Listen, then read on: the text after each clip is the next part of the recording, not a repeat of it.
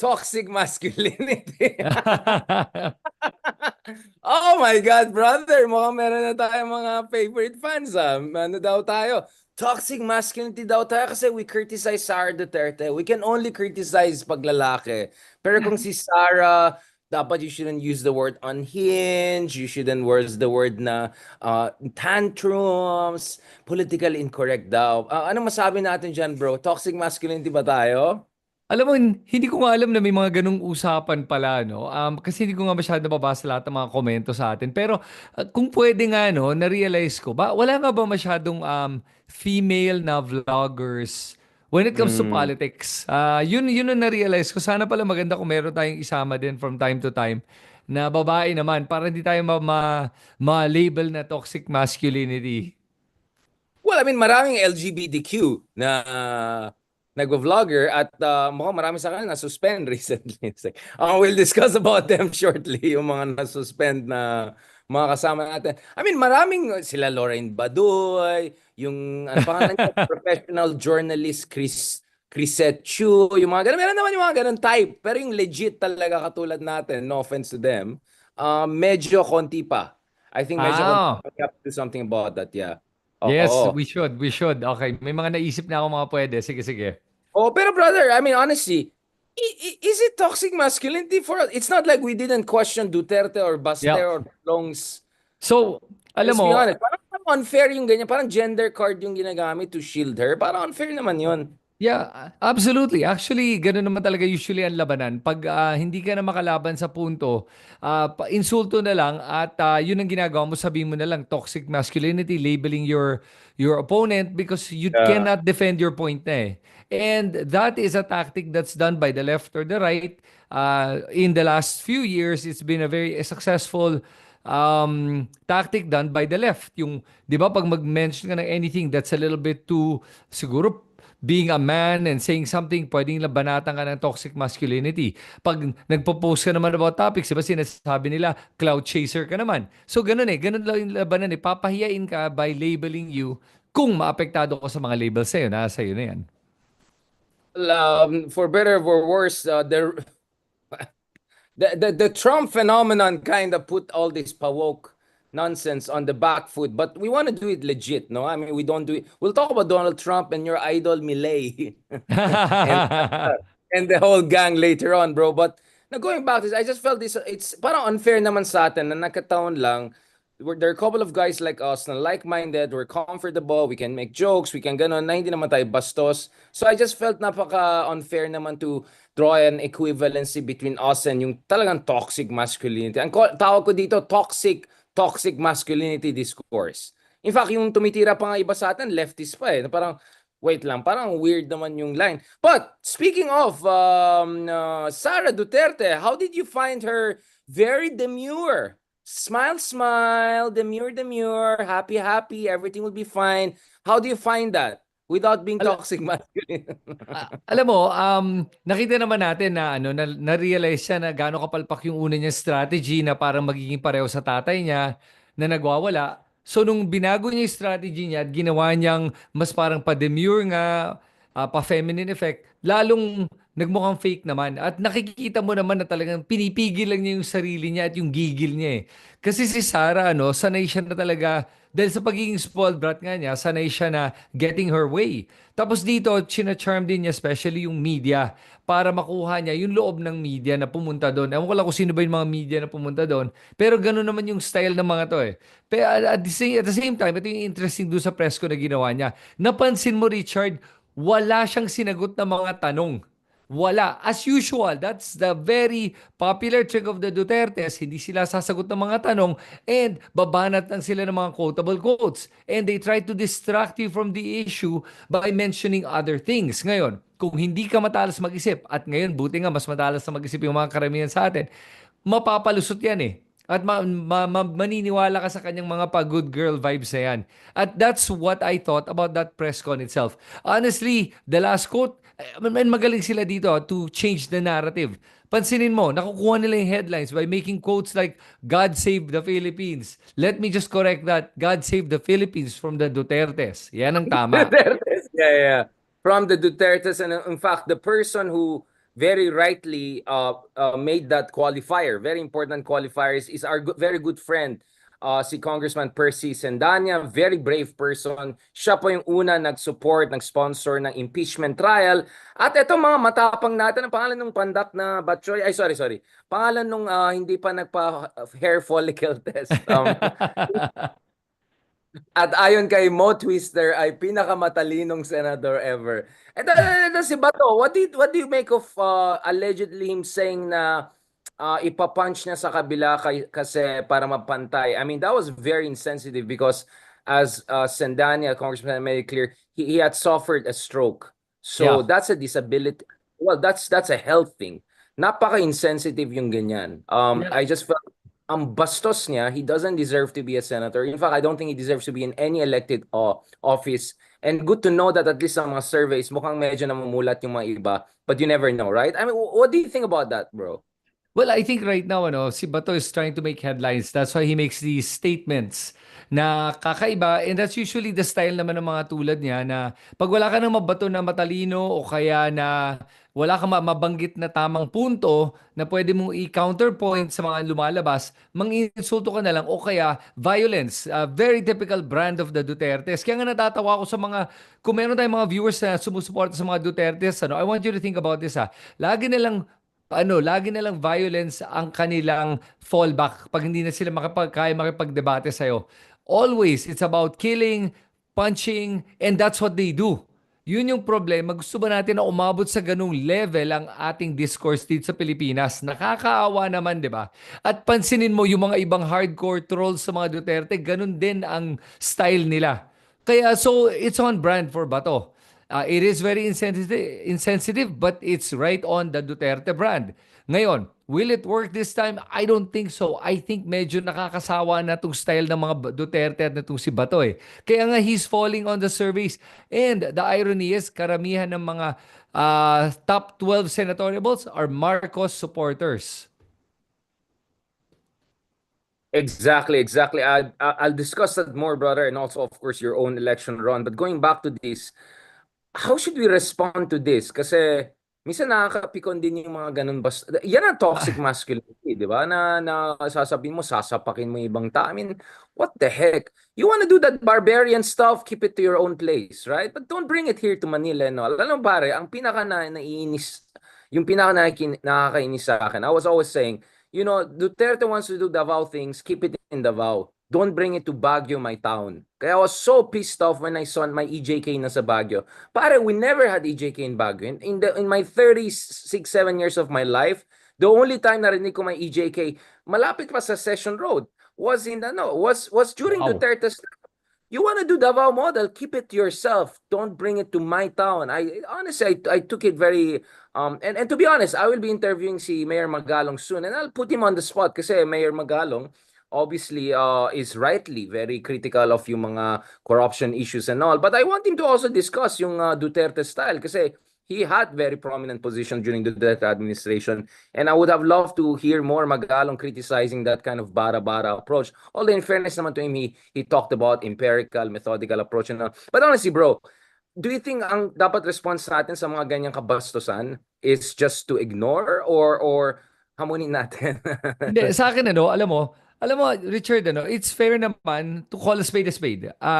Hindi mo naman kailangan na tapatan in terms of pangiinsulto dahil bumababa ka sa level nila na wala ka na mabanggit din.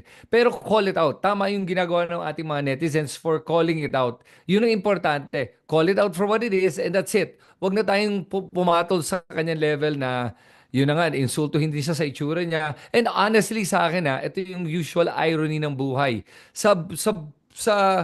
Sa aking pamumuhay, napansin ko talaga, pag may binabato kong ganyang mga insulto, tendency is karma, bumabalik yan sa'yo. At ang nakakatakot dito sa itsura ni Bato, baka siya magka-stroke one day tapos maparalyze yung kalahati ng katawan niya. Bro, Yun just to lang. be clear, we're not body shaming some people who don't seem to be watching their weight gain recently. But sarap buhay sarap buhay. But you're right, baka yung mas delikadong stroke ay no, I mean, My worry, bro, is na-normalize tong family na to eh. Bato, Baste, Digong, parang they're normalize, making it parang cool na maging bastos na ganyan. So my point is that as men, right, how should we detoxify masculinity? Yung ganyan Oh, version of masculine discourse. I love that question, Richard. And alam mo sa akin, sa totoo lang, yun ang importante nga, yung sinasabi ko nga na let's be let's be respectful. Let us always discuss points, never discuss personalities, never hit or target people and label them, but just discuss the merits of every argument. Yun lang yun eh. And that's how you counter that. Kasi nga, you cannot counter toxic masculinity by being a toxic masculine man. Kailangan talaga umatras ka doon at maging mas philosopher ka siguro or stoic, 'di ba? Or Tulad ni na suave.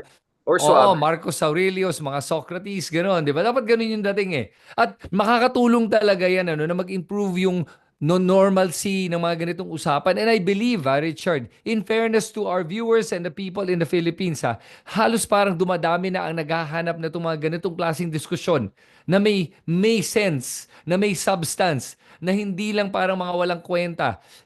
Think about it, umabot na tayo, almost nagpo-full circle na eh. Dati nagkaroon tayo ng panahon na yes, totoo, marami sa ating mga kababayan ay bigla na lang nagmumura na lang, gusto na lang ng patayan. And I will comment on this. May mga nakita ako na pinost nga ni former Senator Laila De Lima, na may isang dating DDS daw na lumapit sa kanya. Ewan ko lang kung nakita mo to.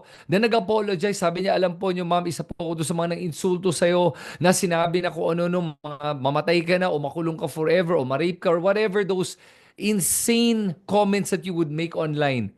Nag-sorry siya kay Manay Laila and nag-hug sila. Sabi niya, hindi ko alam paano ako nabudol pero ngayon nagising na ako at hindi ko na uulitin yun and I will make amends. We all have to make amends. There were a lot of people that voted for Duterte at his time with what was it, like 16 million people voted for him. Tapos from there nakita natin nga kung gaano ka nabudol ang ating mga mamamayan, ang kanilang pag-iisip to normalize and believe na ang pag-iinsulto, pananapak at pagpapatay ay okay lang.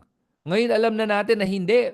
Ngayon nagising na tayo, improve na natin sarili natin at dito natin nakikita sa mga ganitong klase mga programa na pinapanood ng tao, hinahanap nila to, Richard. Don't you think? Absolutely, bro. That's why I'm doing this, and I'm looking forward to doing actually more of that whole Marcus Aurelius Seneca kind of self-control and true, genuine masculinity discourse, diba? Ang point ko lang kasi, brother, here is, I think sometimes the lion has to roar to Mm. put the hyenas in the right place. To be honest, I mean, I don't want to go Mufasa, Lion King, but sometimes, brother, I do believe you have to roar and remind those hyenas that, what is the pecking order. Kasi unfortunately, dumami talaga itong mga hyenas na to throughout the years. And I think, while I'm glad there are many ka-DDS na in person actually very friendly, marami akong mga, friends and all na bumoto kay Duterte and all. Unfortunately, there's a section there na they need to hear you roar once in a while and be put in the right place. I'll tell you what, brother. One of my closest friends before was the reason I'm saying was is because he has passed on is Carlos Celdran. You know what happened with Carlos Celdran, pare? Yes. Grabe yung ginawa sa page niya. Every time he'll post something, million yung talagang they'll put emoji of essentially the most horrible things and all. And he was warning me like, Richard, be careful about this, ganyan, this is super toxic. I've never seen anything like that. So he even came up with the term Duterte, which is very politically incorrect, but I know it came from a place of extreme anguish, no? Mm. So, ang ginawa ko, my strategies, when I open my public page, yung Richard Foronde that 2018, sabi ko, I have to roar once in a while. And brother, Right. I roared more than once in a while. And you know what happened, bro, after a while? I didn't have to roar anymore because the other lions would come and roar for me. Remember that Yan. scene na, di ba? Na sumali yung ibang lions, di ba? Yung sa end scene, di ba? When Simba came back and then binack up siya. I saw that, Right. brother. So once in a while, bro, you have to draw the line and remind these hyenas they're gonna have their place. Scarface and hyenas and also. Kaya ako, love na love ko talaga yung Lion King. I have many lessons I learned from that movie. I'm not gonna do the Jordan Peterson psychoanalysis type or and all, but honestly, I have my own version of reading of that. That once in a while, the lion has to roar so that the others come and draw the line. Otherwise, I think masyado silang pinagbigyan eh. And speaking of hyenas, marami mga DDS troll sa kaibigan natin mukhang suspended ng account. Including yung professional journalists according to SMNI. What is your read of that? Suppression ba ng freedom yan, brother? Alam mo, para sa akin, kung meron naman talagang basehan na maayos para ma-suspend ng mga accounts, so, I'm all for it because there has to be a line drawn talaga. And for the longest time, wala yung linyang yun. Ngayon na meron na, is it parang suppressing press or journalistic freedoms? Not at all, because when you talk about journalistic freedoms, to begin with, you have to be a journalist. And number one, number two, you cannot get away with spreading fake news. At kadalasan itong mga to, they spread fake news. Honestly, kung any one of us, if you started spreading fake news, Richard, and you get banned, you deserve it. Okay? And I will be the first one to tell you. If you say to me, Chris, ba't ako na ban? I'll look at your page. I'll say, eto kasi mga pinagsasabi mo. Yun lang yun at the end of the day. Ngayon, if you talk about press freedom, pare, remember from 2016 to 2022, that's when freedom of the press was suppressed. Freedom of speech was suppressed. They sent chilling effects not just to journalists but to every person that dared to speak out. At alam mo, nung time na yun, naalala ko, nagsasalita na ako against kay Duterte. Ang dami nagsasabi sa akin sa mga kaibigan ko, anong ginagawa mo, Chris? Hindi ka ba natatakot? And then I realized ko kung nga naman pala, ba't ba ako nagsasalita ng ganito?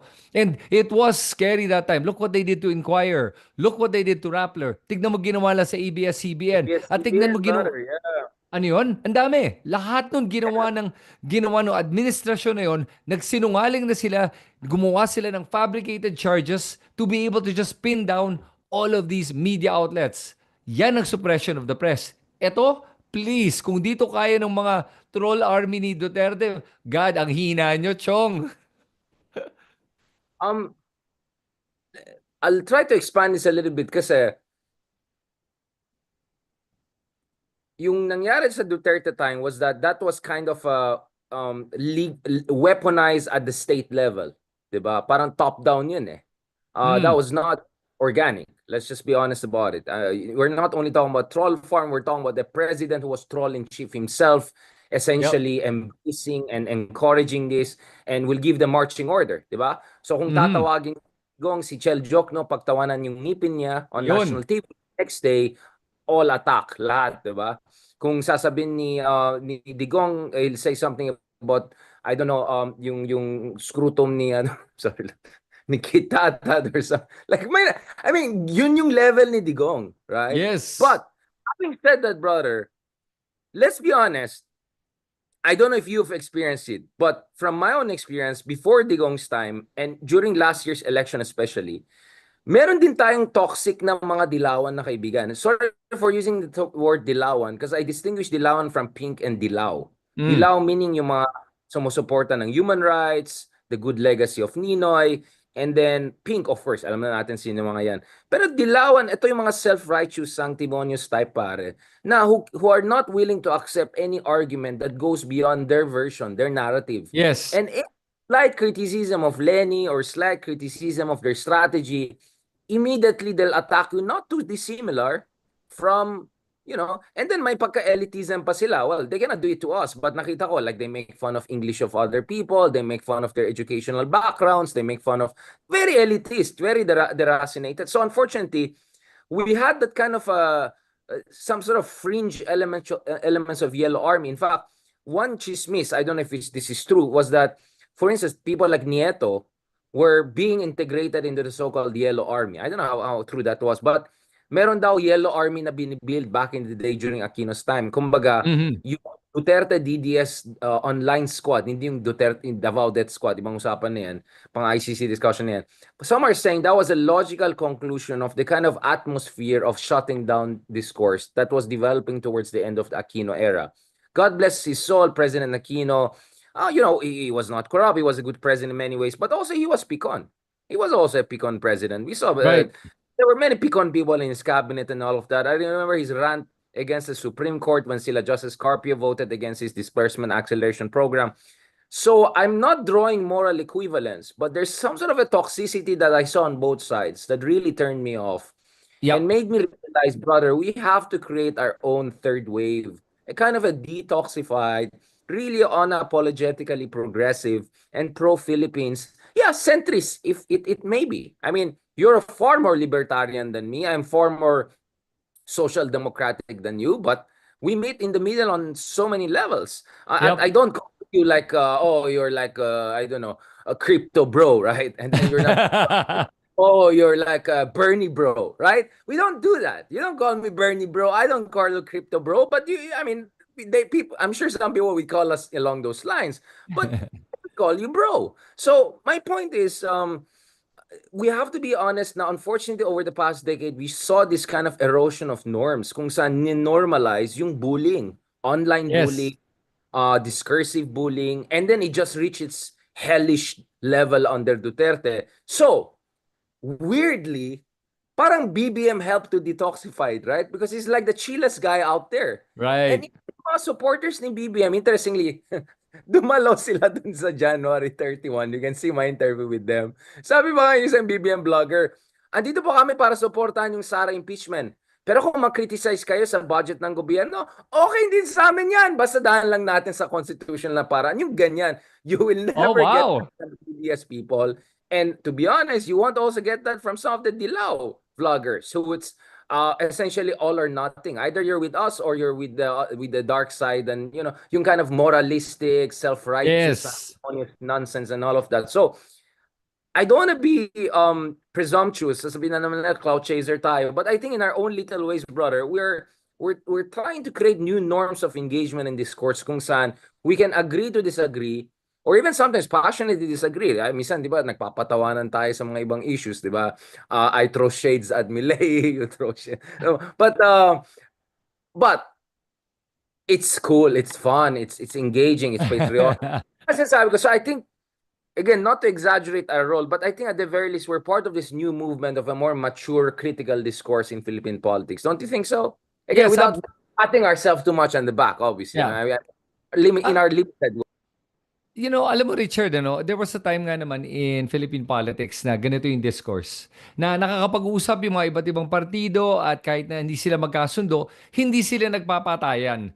At nakikipagdebate kung panahon makipagdebate pero pagkatapos ng debate, maayos ang kanilang pag-uusap sa isa't isa. Ngayon, ang nangyari dito ay tama yung sinabi mo na hindi lang ang mga DDS ang medyo ganun ka-extreme. May mga iba din na dilawan na ganun din ka-extreme na all of nothing. Sobrang polarized.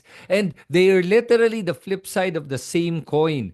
Kaya nga, I try not to identify with any party or any color. And yun yung rason Kasi I have made some tweets o kaya may mga nagbagawa akong mga video na pati mga dilawan or pinklawan or whatever you call them have attacked me for my perspective dahil hindi kami nagkasundo ng perspective and it came around to mga certain social issues. And nakita ko yun na basta hindi ako nag-agree sa kanila, wow, ako na yung ina-attack. The very same people that supported me when it comes to politics. Kaya nakikita ko yung toxicity nun is prevalent in the culture in the Philippines. Actually, in the world, ganun talaga. So, kung nanonood ka na itong podcast na ginagawa namin ni Richard, siguro this is a good time for you to be introspective at tignan mo rin yung sarili mo kung nagawa mo ba yon. Kasi maganda talaga na magkasundo tayo na hindi tayo palagi magkakasundo. Yun ang importante at pwede tayong mag-uusap at may respeto sa isa't isa. Tama ka. Alam mo, as much as natawa ako nung panahon nung kampanya ni BBM na palagi na sinasabi, di ba, na yun ang bato ng mga BBM supporters na respect na lang, di ba? Tapos hindi sila makikipagdebate. Medyo, that was too sheepish for me. Respect my I'd say, opinion. di ba? Pero okay yun Pero at the same time, good now. Nakikita natin that it actually translated to what it is now. Na even BBM vloggers have reached out and wanna do a vlog or a podcast with me, and I'm sure with you a lot, 'di ba? Kaya panalo eh. So this is that awakening na inaantay natin, and it's just starting. We're at the cusp of it. Nag-uumpisa pa lang to. Kaya importante na the people that watch our video and the other videos like this, na ma-realize nyo at be more introspective about yourself. Kung sobrang hardline sa position mo, baka kailangan mo tignan on how to find the middle ground para magkasundo tayong lahat. And this is to go against the echo chamber that the algorithms of social media has thrown upon us.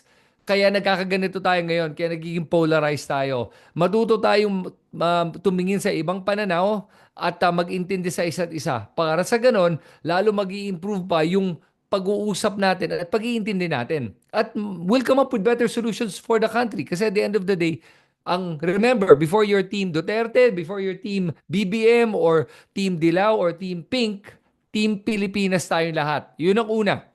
Pag magkaintindihan tayo doon sa puntong yon, Richard, okay, everything else will follow. Pero at least mag-umpisa tayo, Team Pilipinas tayo. So, ibig sabihin nun, pag ikaw pinaglalaban mo at dinedepensahan mo ang China, may problema na tayo. Yan pa lang. Kasi obviously, we're not on the same team. At para sa akin, kahit sino mga vlogger dyan o mga influencers na dinedefend ang China at ang ginagawa nila, dapat hindi na sinusuporta ng mga ganyan. At mga politiko na nagiging Team China, wag niyong boto. Bakit? May kilala ka? Mark ulit. Mark. Di ba? Yeah, exactly. Sabi Yun ang ni punto ko Marcoleta, eh. wala daw West Philippines. Sabi ko, wala rin yung 9-dash line, 11-dash line ng China. Oo. Bakit hindi ang kine-question mo? Bakit kine-question mo yung side natin? Bakit mo kine-question yung China?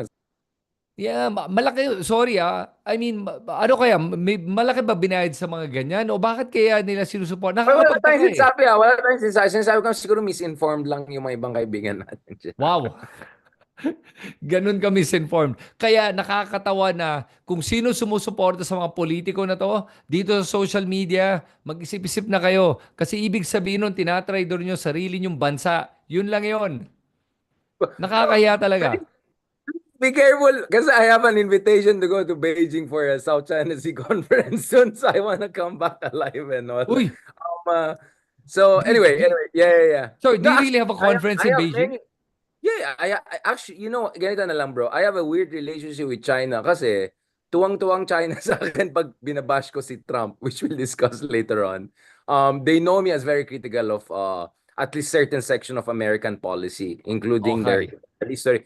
So actually weird yung relationship ko sa China. Parang kasi sinasabi, I completely disagree with you on South China Sea and Philippines and all, but actually I agree with you on, US wrongs in the Middle East and all. So medyo weird yung relationship ko with China, brother. And I'll say personally, one of the most hospitable treatments I've ever had were always in China, whether it's in Beijing, in Hainan, fantastic time. So Wow! I love Chinese people, brother. I've had great times with China. Yung first girlfriend ko ay Chinay. I mean, like, I have always a special relationship with the Chinese folks. I'm a great admirer of the Chinese civilization. So just to be clear to our friends, no, when I criticize is the Communist Party's West Philippine Sea policy, completely different yan from everything else that has to do with China. But that was a half joke. Of course, we will call out. Kasi ganito I'll tell you what, bro. For all criticism we can make of Xi Jinping, at least he's a patriot. He wants China to be a strong country. That's what I cannot say about yung mga Team China sa Philippines. Right? Yun ang problema At least Xi Jinping is a patriot. At least those people in the Chinese Foreign Ministry fighting for their country are patriot. I may not agree with them. They may be my enemy in the West Philippines, but they're patriots. I question the patriotism of a lot of these other people na nagja-junket sa Beijing, biglang may fellowship, may complexity theory, charot-charot na pag hindi lumitaw. But I want to rewind a little bit, bro, on this issue of toxicity and all of that. Kasi ang problema din kasi, brother, is the algorithm favors bardagulan So napansin ko, like for instance, I had back and forth with si Banat Bay over the drug war. And it did very well online. Pero I one-off ko lang ginawa. Kasi I wanted to make sure na I did that hindi dahil lang sa clickbaits. I did that because I felt I had to make that argument. And then hindi kami bastos. In fairness kay Banat Bay, si Byron, even if completely different side kami, he was very respectful. Hindi siya bastos. And off the record, he's very respectful. So I completely disagree with him. on practically every political issue. But in fairness, we were able to have that. But napansin ko, gusto ng tao yung bardagulan talaga eh. Kaya nga, what I like about this talking to you, Mark Gamboa, hindi ko masabi kay Ronald Llamas kasi si Seker Llamas medyo bardagulan, is that, in fairness naman, it looks like there are people also who like this kind of medyo level-headed discussion, although passionate and intensive. But yun nga, unfortunate problem kasi is also the algorithm which really favors bardagulan and all of that. So I hope people don't just, I hope people make a conscious effort of supporting yung mga more soft-spoken, methodical and thoughtful vloggers, including my more methodical versions. Kasi bro, yung mga bardagulan version ko do like 10 times more better than my lectures on Orientalism or whatever. I don't do it for the views eh. Pero parang minsan nakakadismaya na parang you do this lecture proper na sa tingin ko ay world level dahil literally I delivered it, let's say, in Harvard Law School. And then I compare dito sa isang walang kakwenta-kwentang bardagulan ginawa ko. And it's a 10-to-1 ratio. Like, depressing yan, pare. Like, what the heck? Like, crash, di ba? But me being me, I keep on doing what I'm doing until sabi ko, magkakaroon tayo ng audience. And in fairness, there's so many people supporting you, supporting what we're doing here. Kaya talagang maraming salamat sa ginagawa niyo. We had 2-hour-long conversation with Congressman Walden Bellew, Professor Bellew, and Ronald Llamas on Gramsci, Marxism, and Hegel, right? I never thought there will come a day where there'll people who'll have an audience for that. But apparently there is. There was so much, bro, na may nagdoodle ng pictures namin and Karl Marx and whatever while we're doing that. So, sana after this, someone doodles our picture with Milei and Trump. And I'm just kidding. But going back to this, bro, I share your optimism. I appreciate that. I want to ask another thing, bro. Speaking of yung toxicities, I don't know how to put. It's not like I didn't reach out, brother. I've reached out to many people, different gender and all. Ayaw nila makipag-collaborate, bro eh. And parang style nila is, oh, si Richard, cloud chaser yan, whatever. Parang, excuse me. I've talked to Henry Kissinger. I've talked to Prime Minister. Who the F are you to give me clout? So, marami may mga pathetic na ganyan mindset. And then, I think may mga kasama din tayo, unfortunately, takot sila na stigmatize sila ng mga ibang kaibigan nila na butthurt sa akin. So medyo cold sila sa akin. And for me, like, whatever. Like, you don't want to collaborate, that's your problem. But just to be clear, the reason I do a lot of collaboration with this, madali kang kausap, brother. And mahusay kang kausap. Same with Ronald Llamas, same with Walden Bello, same with Justice Carpio, same with Antonio Trillanes. So actually, itong sausage parties things na some people see, it's spontaneous. Nagkataon lang. I reach out to other people. Hindi ko alam drama nila. I'm busy, I'm this and that, whatever.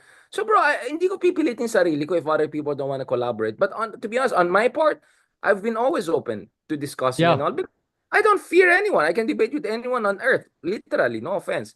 Debating, I was a competitive debater during my college days. So I just hope na we nurture this culture na, you know, we may have disagreements here and there, pero wag naman tayo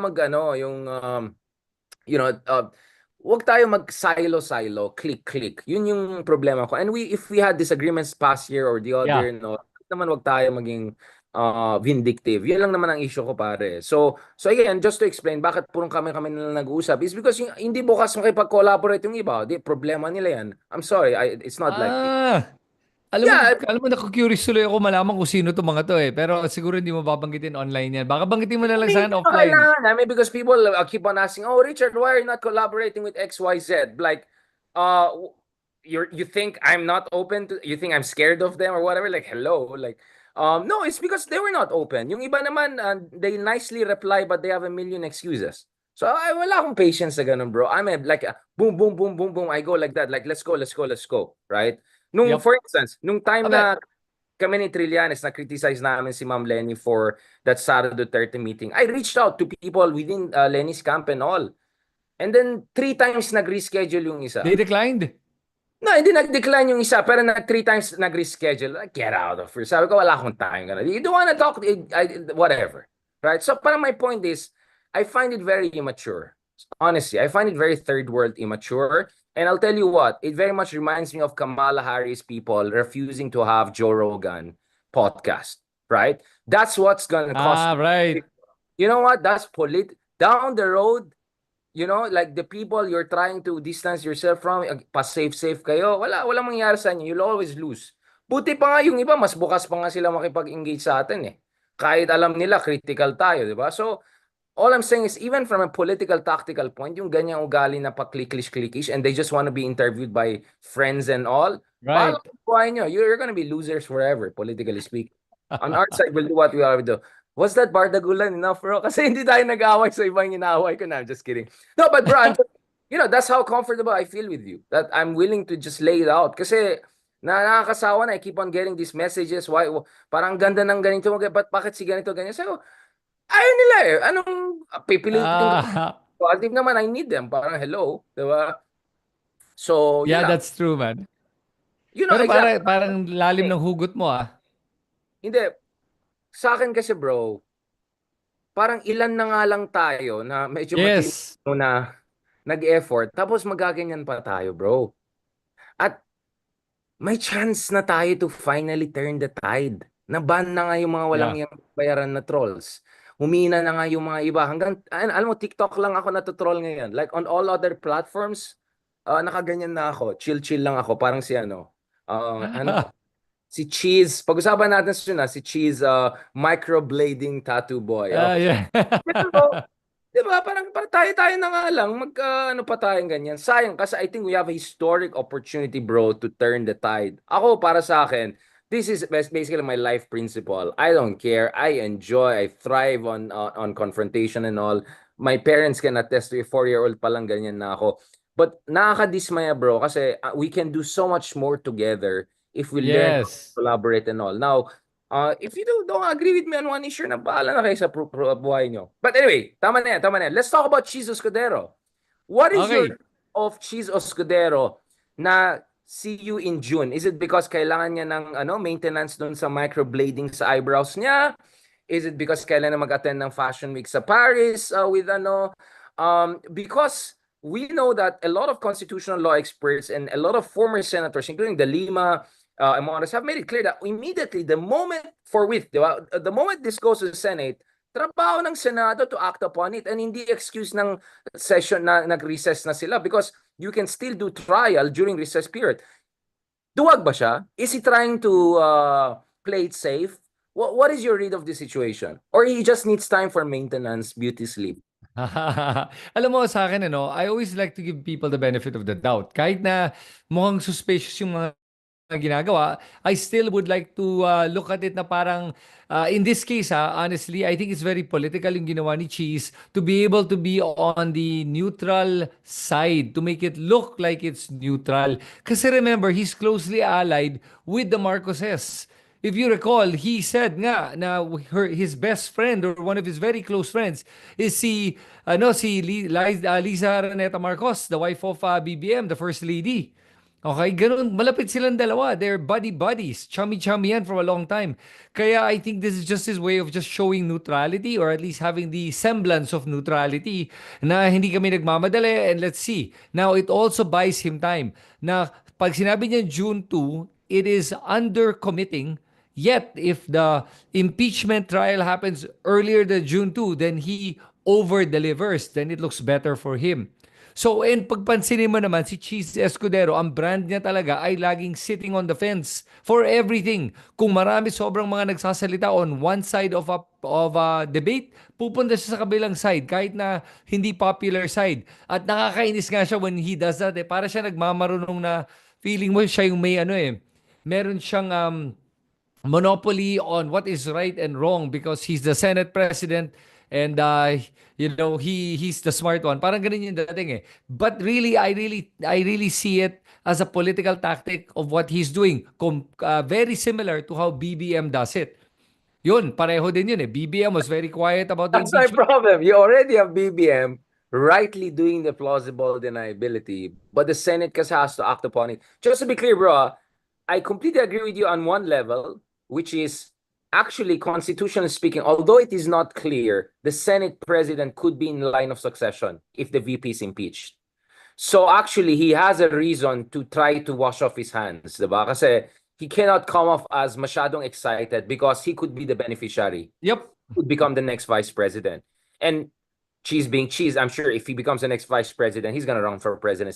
So I understand that. Ang point ko lang is, unang-una, ang gulo nung explanation niya nung press conference niya the other day. Kasi parang inamin naman niya na pwede naman mag-trial kahit wala na sa session. And then, ang dami niya mga hanash about I cannot force people to come in, blah, blah, blah. Kasi the least that was expected is at least the trial begins, but the voting, we can wait until the next Congress na lang. But parang ang position niya ngayon is, hindi, let's just kita-kits na lang sa June, which is a bit, parang for me, that's underperforming. He could have, parang the Goldilocks approach could have been just to get the ball rolling lang, but not to see the conclusion until after the election, because we understand it. There are a lot of even admin bets na takot sila. Even if they lose 100,000 votes in Davao, 200,000 votes in Visayas, 300,000 votes in Mindanao, that could cost them a place in the Senate, because the Senate race is very, very tight. I understand that. But for Cheese to completely avoid even conducting the trial and making dubious constitutional arguments and all, which goes against precedents, medyo para sa akin masyadong malasado. And speaking of malasado, wasn't that his problem the last time he ran for the high office nung tumakbo siyang vice? Sa sobrang malasado niya, he went from 40% to what, 2% in the end, and he even dragged down Grace Poe. I think Grace Poe would have done way better if she picked a much more feisty vice presidential candidate who would have pushed Grace Poe to show more her, because Grace Poe has a feisty side. For some of us who met her in person, meron siyang palaban na side eh. Pero na masyado siya na cheese eh. Na melty cheese.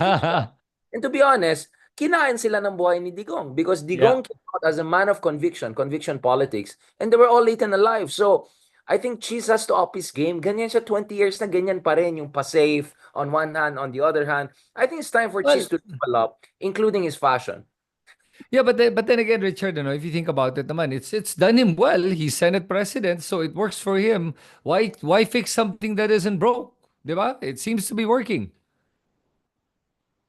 Yeah, but that may not last that long. I mean, Tito Soto is coming in soon, and I don't think he's happy to just be a senator. I think he really wants to become something higher than that, and maybe he has the potential for that, but he has to really up his game. But you're right. I mean, he has to do what he has to do. For all we know, he's the other BBM. You're right. That's actually a very good observation.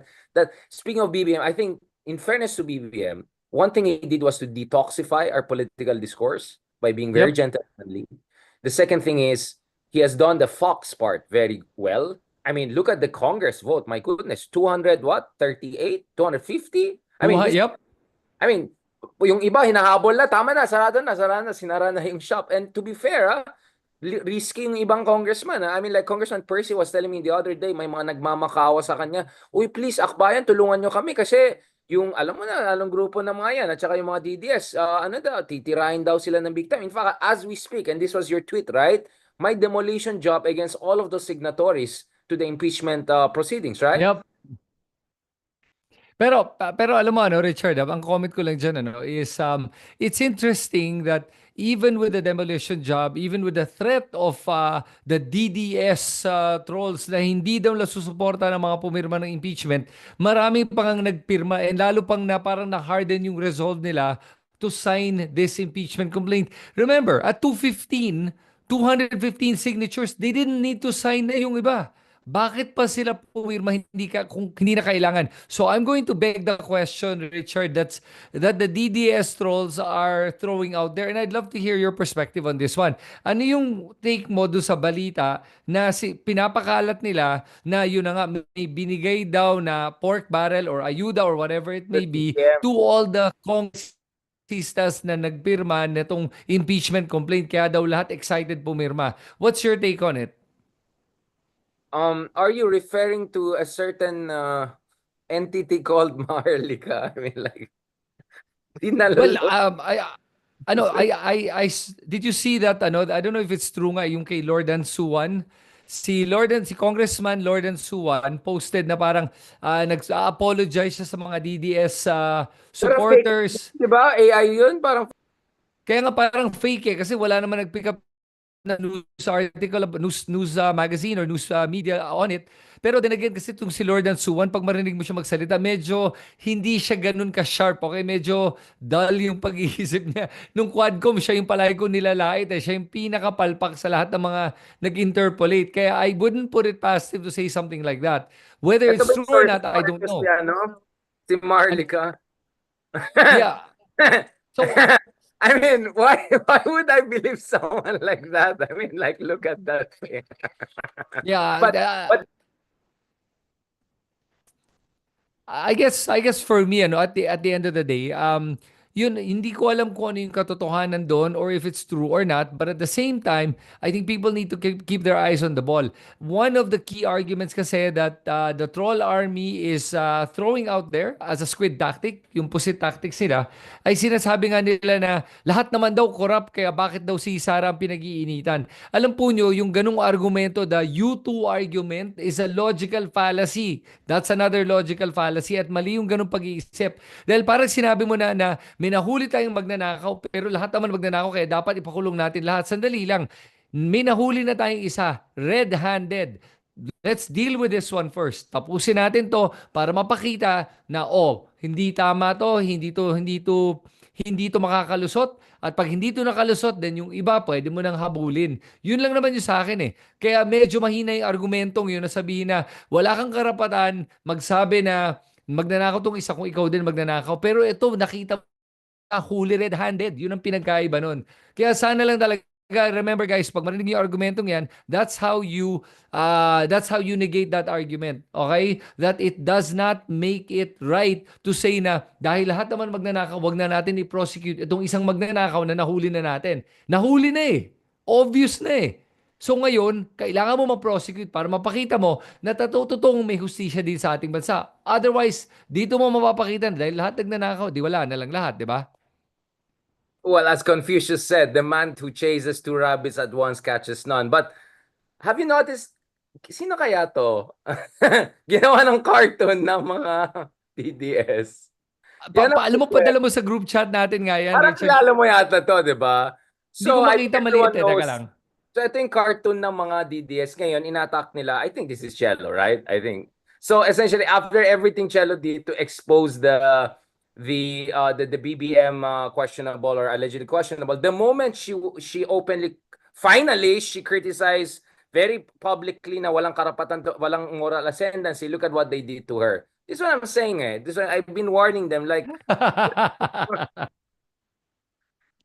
hindi ikaw, wala ka pang ganyan na hindi ka ginawa ng ganyang cartoon, diba? Oh, that's what I'm Ay, saying. nako. Alam Basta mo, tayo. Richard, for me, yung ganito lang yung kasimple kasi, I do not want to pander to any political party or any troll army in particular. I will never pander to any of them. I will say my piece and I will not agree just for the sake of being agreeable. Kung mali, mali. Period. Ganun lang kasimple yon. And at the end of the day, bro, I think naman lahat tayo nababash na enough times. Pati si Shelo, nakikita ko nababash yan. Madalas na nga eh. Ganun talaga yon. That's part of the landscape. That's part of what we do. We are vulnerable targets. We are easy targets with what we do. At I actually admire you and I admire din Shelo kasi nakikipagbardagulan din naman siya eh. Kaya mukhang kaya naman yan. Wala yan sa kanya. Nakita mo ba kung paano siya makipagsagutan? Student council yan sa UP. Wala yan sa kanya. She's gonna have fun at it. No, ang point ko lang, ang akin lang, hindi ba sobrang hypocritical na bakit Congress lang yung ina-attack sa JA? Didn't GA also involve Senate? Why are not the DDS people also Senate? Including yung mga Okay. alay sa I Senate. Anong ginawa ni Bato? Anong ginawa ni Aimee? Anong ginawa ni Robin Hood? Anong ginawa ni Bongo? Pag-usapan natin. Yun ang hypocritical sa akin eh. Kung may issue kayo sa GA, bakit lower house lang tinitira nyo? Bakit si Martin Romualdez lang? Wala bang say ang Senado? So, mga hipokrito tong mga to eh. Even on this GAA issue, napakawalang niya itong argument nila. It's very hypocritical. Then question the Senate. Anong ginawa ng Senador? Anong ginawa ni Robin Hood Padilla? Pag-usapan natin. That's my problem, brother. That's my problem na walang kakwenta-kwenta yung argument nila. Hindi nga nila ma-explain yung mga Farmali, yung mga kababalagan ni Digong, hindi nila ma-explain yung mga Marie Grace Piatos, hindi nila ma-explain yung mga Davao Confidential Fund. Ngayon, purong tira pa nila, lower house lang, hindi yung Senado. So for me, talagang walang kredibilidad ng mga taong yan eh. So you have to really push back very strong. Having said that, na nabuisit sa akin kasi sabi ko, if you want to say this is the worst budget ever, give me a comparative data. Let's be scientific about it. On what metric can you say this is the worst budget? Nagalit yata yung mga ibang kaibigan natin. But that's what I'm saying. If you want to engage in interesting semantics, be my guest, but justify that semantics, my friend, right? Justify that semantics. Again, don't take it against me. I'm just saying, ingat kayo kasi ganyan tong mga DDS na to eh. Gagamitin nila yung semantics na Yes. budget ever, pinaka-corrupt itong ganyan, crocodiles, tapos parati lakos yung shoot ng mga DDS dun sa mga interview. But you get what I'm saying, bro? I mean, what is the credibility of Vic Rodriguez to talk about this issue? He worked for BBM all these years. He was part of the unit team. He was part of the admin. Trixie Angeles, these people. What is their credibility? They were part of this admin and all of that. They attack us for supposedly being nice to BBM. Now, walang ya, kayong nagpanalo sa mga Marcoses. If there's anyone who was accountable for bringing back Marcoses, it's you people. You have zero credibility to say anything about us. I support BBM's West Philippine Sea policy. Sure, because I'm patriotic. I don't want na kakainin tayo ng buhay ng China. And then, ngayon, magdadrama-drama kayo. Yan ang gusto, yan ang ayoko, yung opposition lang dahil nawala ng posisyon. Or hindi nila nakuha yung gusto nila. So, yun lang bro. Kaya you have to be very aggressive about this. Now, ano masasabi mo naman doon sa mungkahi nila? Ano? Love na love ko yan, si Calyodi. Resign all naman. Lahat na lang, resign na lang daw. Ano mungkahi mo dyan? Papunta tayo sa RevGov? Ano? Pero yun na nga, yun ang problema sa mga ganyang parang calls for mass resignation.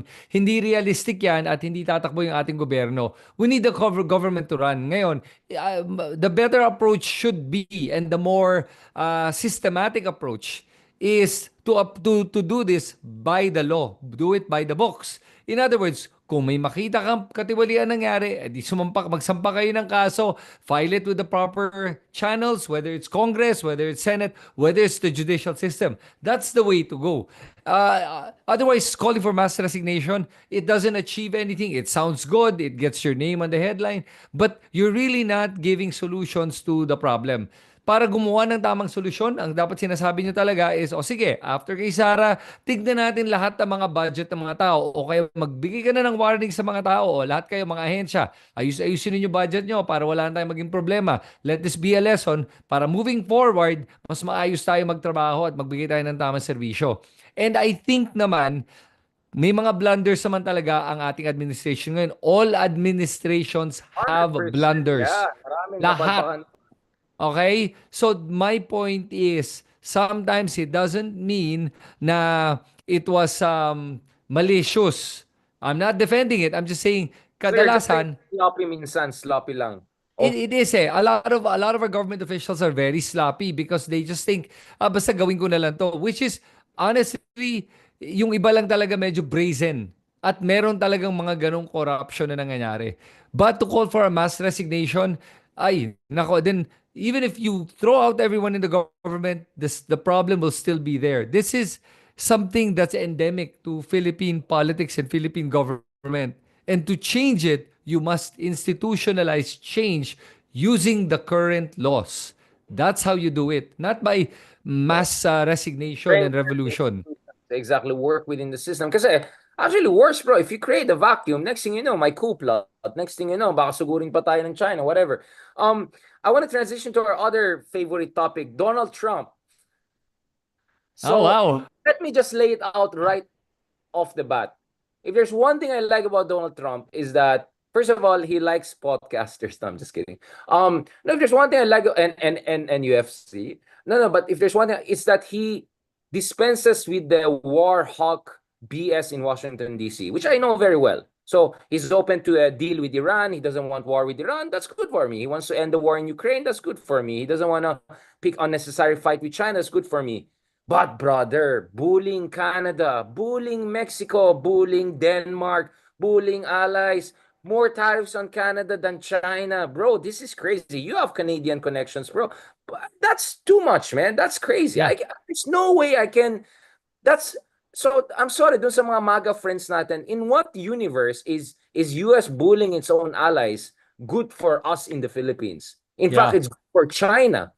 In fact, Yep. just to tell you, Ursula von der Leyen, who is the foreign policy chief of EU, said last week, we treat China as a systemic rival, but we're open to expand our cooperation with this giant if it's necessary, essentially as a warning to Donald Trump. The head of the Foreign Affairs Committee in Finland said, imagine, did you ever think a day would come that NATO allies in Europe will come together to prepare for possible defense of a member against invasion by US, meaning Denmark on Greenland issue? Yep. This is crazy, brother. And did you know, actually, ang pinaka-idol ni Donald Trump is not only Andrew Jackson, but is actually McKinley, the guy who colonized the Philippines, or actually consolidated American colonization of the Philippines. And McKinley was known for two things: fiscal prudence, which I think you would love. This is the Milley libertarian school, but at the same time, imperial frontier, unabashed expansion of American frontiers. So the whole discussion about Gaza, US will take over, Yep. napaka-insensitive. That's ethnic cleansing in international law. This Panama, this Greenland, this is crazy. But the Canada one was really insane because there's no nicer country than Canada, brother. Yep. There are no nicer people than Canadians and no nicer people to US than Canadians. Really, that was crazy. Yeah, alam mo, yung ginagawa ni Trump, it's a tactic of overwhelming your senses. Yun din yung ginawa Flood ni the zone. Duterte. Ha? Yeah. Flood the zone, yeah. Yes. So sobrang daming ginagawa niyang ganyan that you're trying to fight fires when you're trying to react to everything he does. And yung tactic niya talaga is to make the extreme pronouncements. That way you will come to a middle ground closer to his side rather than your side.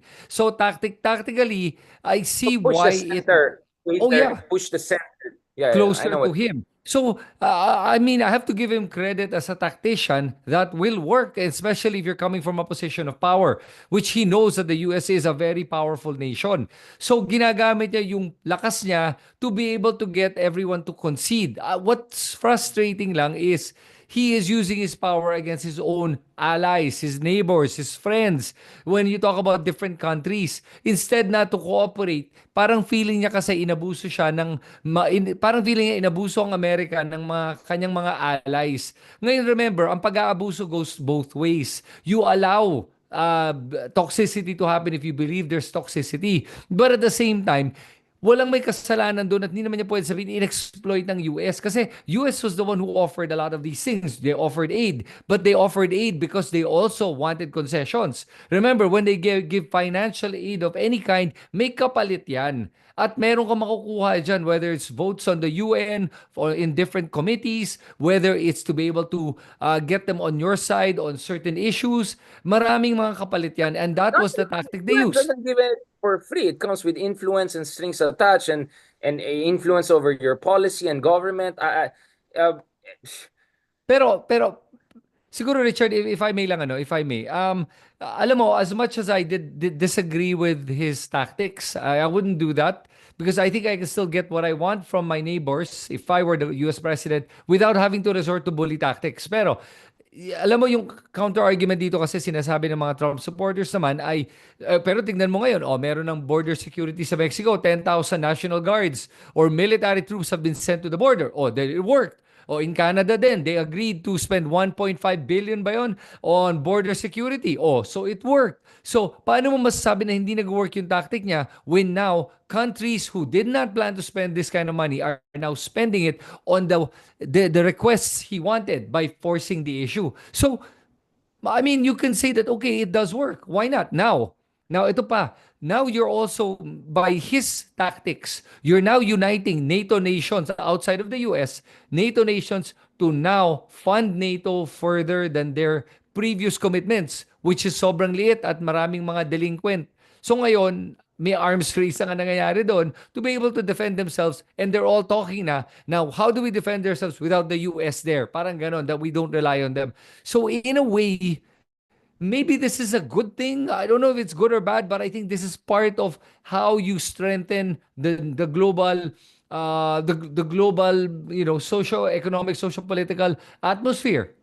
I mean, you have to admit it is kind of working. What do you think? Well, sanctioning the International Criminal Court, saying just kick out the Palestinians. My problem is that even if he doesn't do it, he's normalizing that kind of behavior. So when Russia comes and takes over Montenegro or Georgia, if China comes and takes over Taiwan, they'll say, "Oh, didn't Trump say this? Oh, and you said, oh, it's okay lang." You get what I'm saying, bro? You're Yeah, creating a permission structure.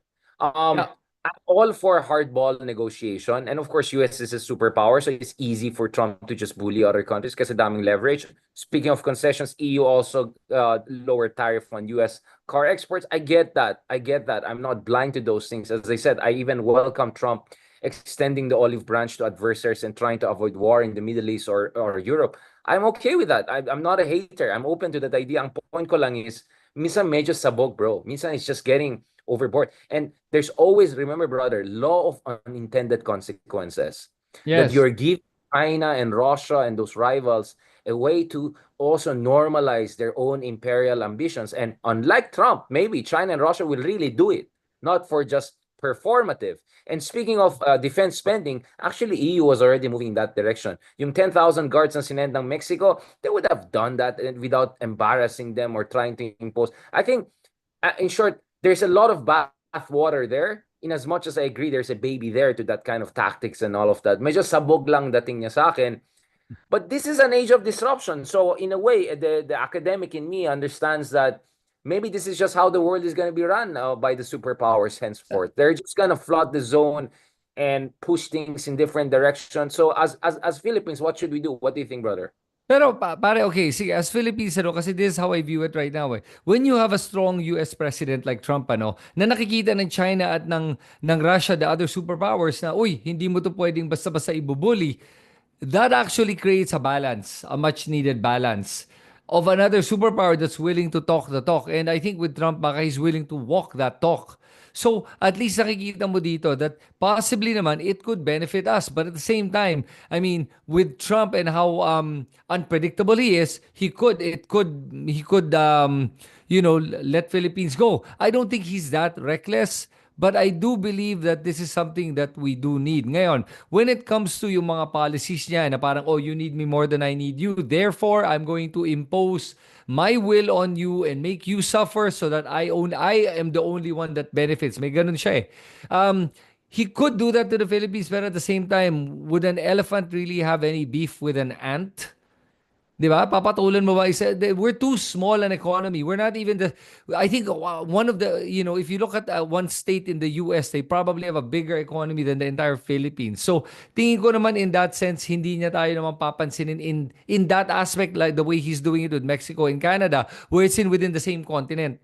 Ngayon, yung problem ko lang with Trump, is that he is a little bit too hardline and meron siyang imperialistic or authoritarian tendency sa parang feeling mo nga baka nga talagang gagawin niya yung pag-i-invade ng mga iba't ibang bansa, including getting the Panama Canal back by force, getting Greenland by force, and maybe doing other things by force, and saying that he wanted to annex Canada and make it the 51st state. Oh my God, that kind of talk is insane. So, but again, I think there is method to the madness. I don't think it's complete shooting from the hip. I think there's a little bit of tactical maneuvering happening there. And by the way, I there are some things that he says that I'm glad he said. I agree with him on some of the issues that he's made and some of the executive orders he's made. So it's not all a bad thing for me Woke for one? Trump. Is this the woke one? Which one? Sige, go. You, Maka-cancel ka dito, Richard. Go. no. Well, I mean, on the issue of women's sports, right? Right. No, I tweeted it. I actually said I agree with Trump on this one. I think that we have to go back to the time where we protect women's rights. Kasi yun na nakakalimutan natin by trying to go so far off the fringe, we forget to defend and protect half of the population, which are biological women.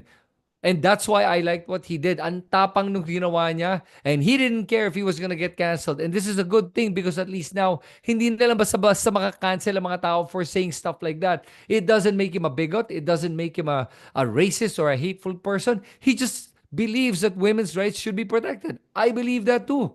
And I think we forgot about that. Yun lang yun. Ngayon, if people are gonna hate me and say to me, ano ka, galit ka sa LGBTQ community? Of course not. I have a lot of friends in the LGBTQ community. And as a matter of fact, a lot of people in that community agree with me on that statement.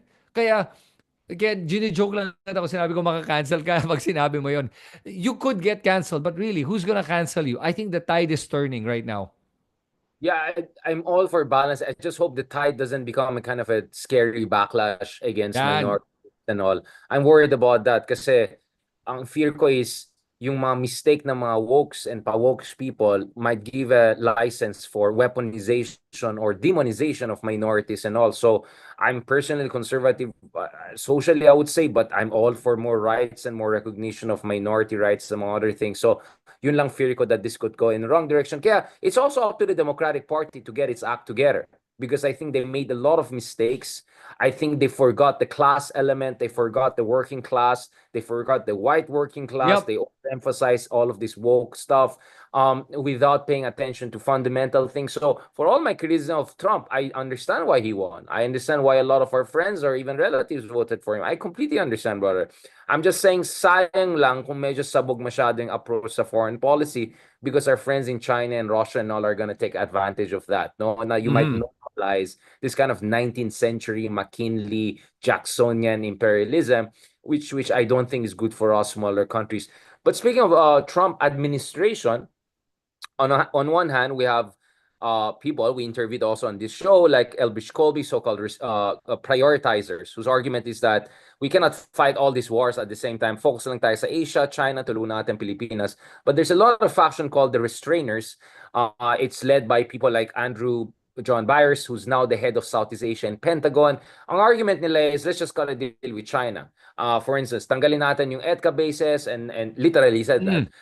And yung Typhoon missile, and then exchange China will just not bully the Philippines too much. Okay na yan. For me, I'm not very happy about some of these appointments. But at the end of the day, we may be a small country compared to US, but I don't think we're completely helpless here. I think one thing we learned from Canada and Mexico is that when they teamed up and pushed back, Trump blinked. Right? And then we look at countries like Iran that Trump tried to bully with maximum pressure and all, and they held on, and eventually they might do the same, right? So my point is we are a mid-sized country, and I think we can hold our line, and I think we can make the most out of our alliance. But I also fear that magkakaroon ng, and this is the next level of discussion I want to have with you, because I think you're on the other side of this fence, ideological fence. What do you think about the Elon Musk thing? Kasi nagkakagulo na ngayon sa federal government. Again, in principle, I know there's a lot of fat that we have to cut from the state machinery. But parang it's like Elon Musk wants to pull off a Milei in the United States when Argentina is a very different country from US. I mean, Argentina was a mess. Inflation was like triple digit, like Right. State machinery was overly bloated, and Argentina is not a superpower. I mean, no offense. US is a superpower if their state gets sabog and it affects their foreign policy. The US aid is already affected. So do you think that Elon Musk is going too far? Or again, is your argument that you need that kind of an accelerator model once in a while to get things going? Yeah, I think that again ako although I think that Elon Musk is a little bit too much, to be honest with you. But like you said nga, sometimes maybe disruptors are really needed to be able to shake things up. Mind you, ang nakakatakot lang sa ginagawa niya ngayon is he's cutting too fast, too quick, and too many things without understanding the repercussions. I think baka maraming collateral damage ang pwede mangyari sa mga ginagawa niyang cuts that could inadvertently push us back all that hard work, mga 10, 20 years, decades. You're talking about decades. But at the same time, I do see where there are a lot of mistakes made and a lot of spending that shouldn't have been spent. But that is, again, and I've been talking to this with another podcaster, the problem with the government DNA. Government DNA kasi is made to spend. They're not made to save. They're not made to have a balanced budget, unfortunately. So with that DNA, ang ginagawa ng lahat ng gobyerno ay gumastos tayo, mas malaki sa ating kinikita, at okay lang yun at taon-taon tataasan pa natin ang budget. That will implode eventually. And we are coming to that point of implosion, that there could be a massive global recession to reset economies. Kaya naintindihan ko naman why this is happening. I think lang that he is overstepping a lot of people and overstepping the constitution and the different branches of government. I think if they were going to do that, they have to do it legally and make sure that they have the legal basis and the support to be able to do it without, but if they can cut out the red tape, cut it out. Kasi medyo maraming red tape. Yun lang. So, may lumalaban naman sa kanya ngayon eh. Remember that there are a lot of cases being filed against Yeah. Elon Musk, and I think there were TROs already issued. Yeah. So, I mean, this again, pushback like this is good. It shows you what can and cannot be done, and it actually will strengthen the U.S. The U.S. as a country when you see this, and you matetest nila talaga kung ano ba ang limits ng batas dito. Last point, let's talk about your pet peeve. Cryptocurrencies. Bitcoin was a little bit going crazy over the past month or so. I was expecting it to do well. Ethereum not doing so well. Ito na, crypto bro na tayo.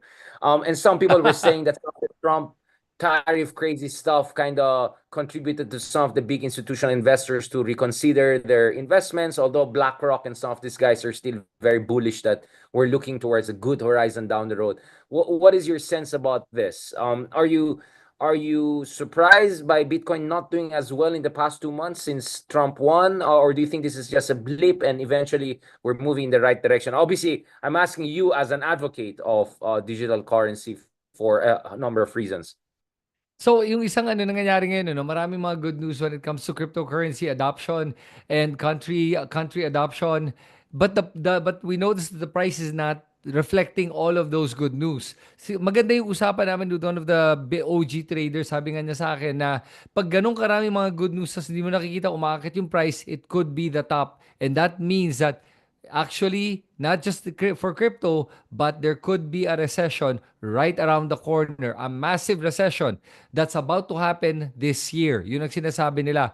Kasi pag tinignan mo daw yung and this is gonna get a little bit complicated, guys, but just to keep it simple, there's a chart called the inverted yield curve. Itong yield curve na to, pag nag-reverse na siya at pababa na, susunod, few months later, always a big recession. This is what preceded the 2008 crash.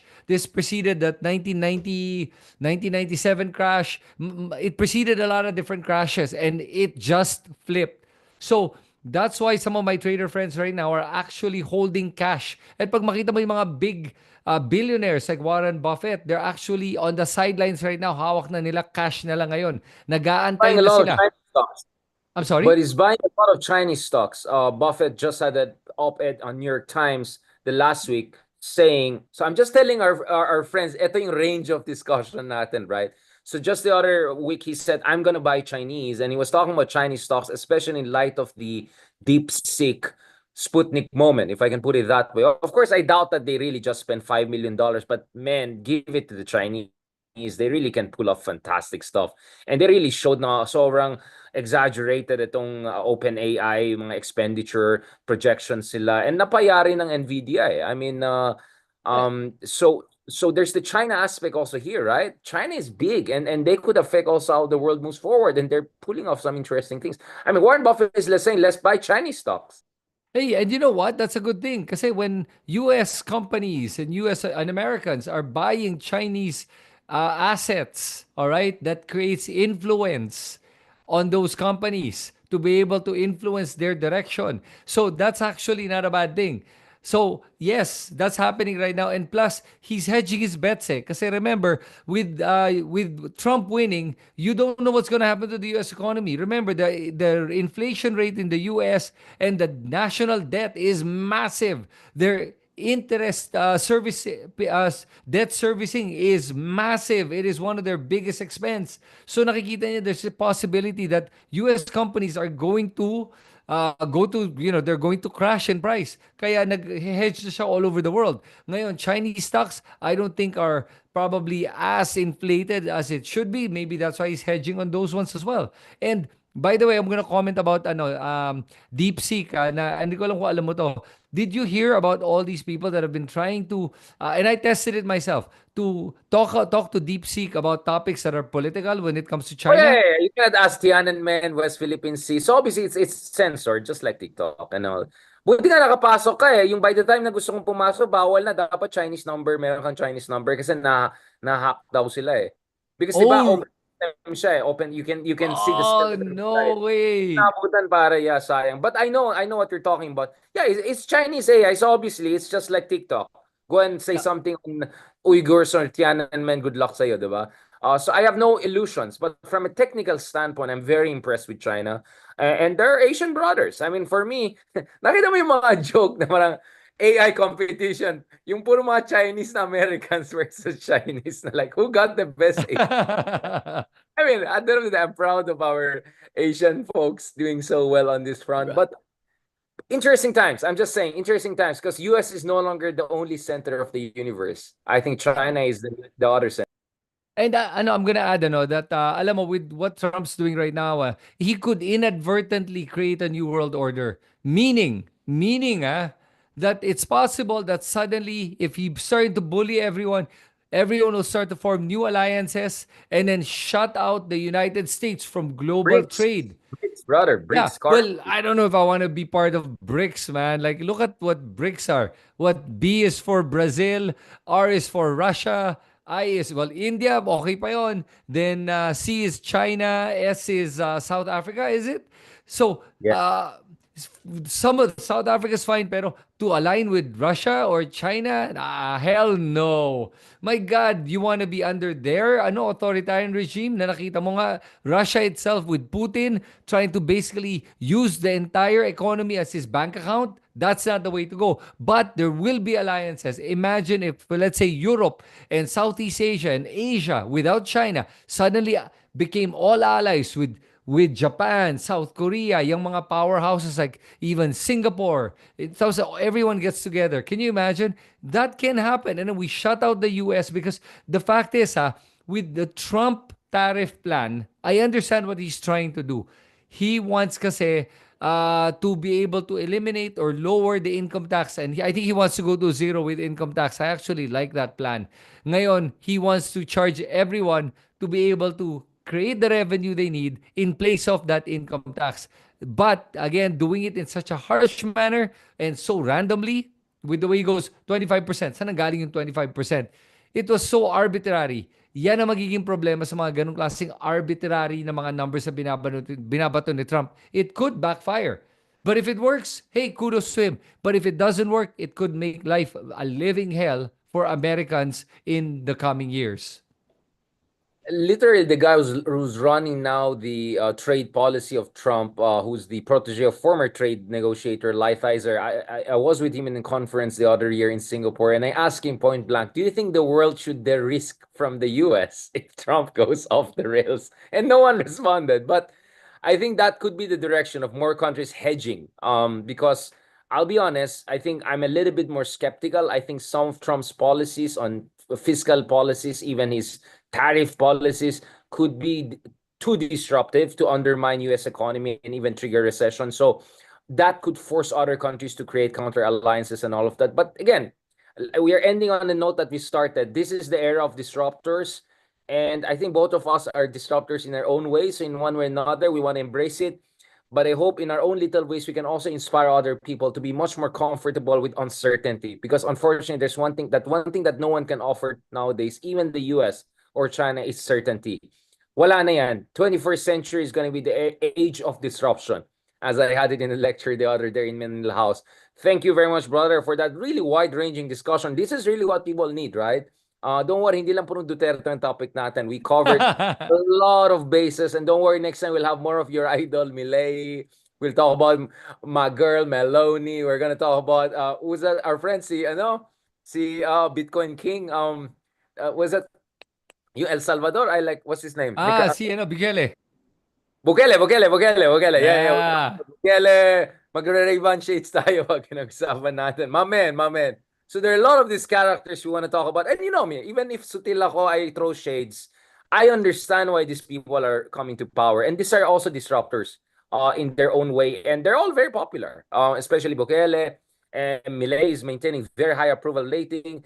A little bit different with Urban. But anyway, exciting times, disruptors time, and looking forward, brother, to talking to you in studio, God willing, starting Yes. next week or so. Marami tayong pag-usapan, and good luck to you as the election season officially starts. So we will have to talk more also about your campaign. Is there a way for your volunteers? Meron ka ng page? Meron ka ng Substack Meron page? na actually. Just go to my Facebook page, guys. At Coach Kristan. Makita niyo yung Facebook page ko, and you can just message me there. I'd love to get all the help, and if you can inform people in Mandaluyong that I'm running, that would be an amazing help to get my name out there at para makilala lang tayo at para lalo pa tayong mas maraming matutulungan. Hey Richard, salamat din sa oras mo, and I look forward to our discussions in person. This is gonna Yes, be sir. exciting, this new development that we haven't told anyone. So, makita Yeah. So nila. just a teaser, we're working also on doing our own studios together. Medyo Diaries of CEO / Jordan Peterson / Huberman. Medyo may mga ganun tayong vibes na gagawin. Salamat, brother. Our love and support to you. Mabuhay ka for your courage, for your weird ideas. No, but for your just being a really I would say game. You're really a sportsman. That's what I appreciate. I mean, I have a lot of people saying that I don't agree with Chris Stan, but I love your dynamic because you're so chilling and your chemistry is great because walang insecurity, walang tension, walang competition. We're just grooving, brother. And let's continue to groove, God willing, inshallah. And let's continue to do this. Have a lovely weekend, Sabbath day tomorrow, and take care of yourself, brother. Stay young, stay awesome. Okay, ingat Richard.